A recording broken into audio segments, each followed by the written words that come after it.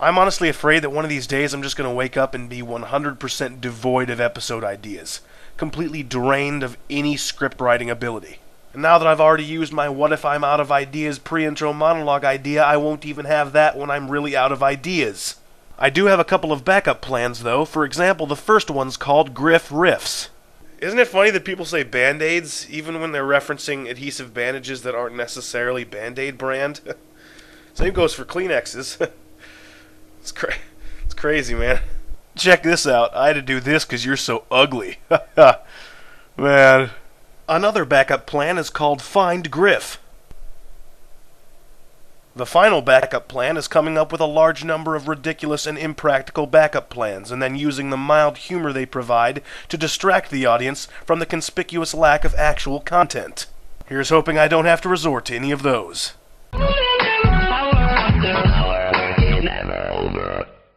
Good afternoon, butt kickers. It's August 30, the 242nd day of 2011, which means it's the International Day of the Disappeared. That's right, if you vanished into thin air and are living as an invisible interdimensional being, then this day's for you. All disappeared people in the area are encouraged to show up to the Drury Inn and Suites here in town for a party in honor of your questionable existence. However, showing up at the party will mean you're no longer disappeared, thereby disqualifying you from being an honored guest. That's just a conundrum you're going to have to sort out for yourself. That's gotta suck, doesn't it? Having a holiday that commemorates you, but you can't show up to celebrate it, otherwise it no longer commemorates you. In theory, reappearing will probably make a good number of people relieved/happy, but is it really in good form to celebrate a recent reappearance on International Day of the Disappeared? Honestly, you should probably wait until the International Day of the Recently Reappeared, although that's not until December, so if you reappear today, would you really qualify as recently reappeared by the time December comes around? The moral of the story? Don't disappear. It makes things confusing. To avoid disappearing, follow these simple guidelines. First things first, never be a magician's assistant. Sure, most modern stage magicians are all smoke and mirrors, so you only really risk being theoretically disappeared.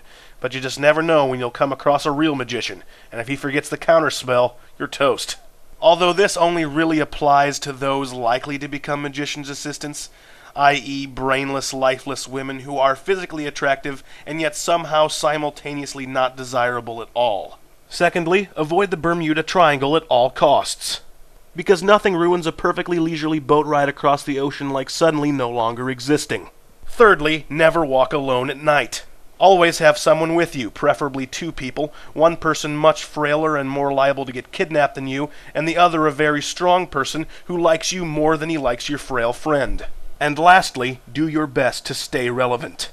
If there's any form of disappearance your average layman is most likely to be susceptible to, lack of relevance is it.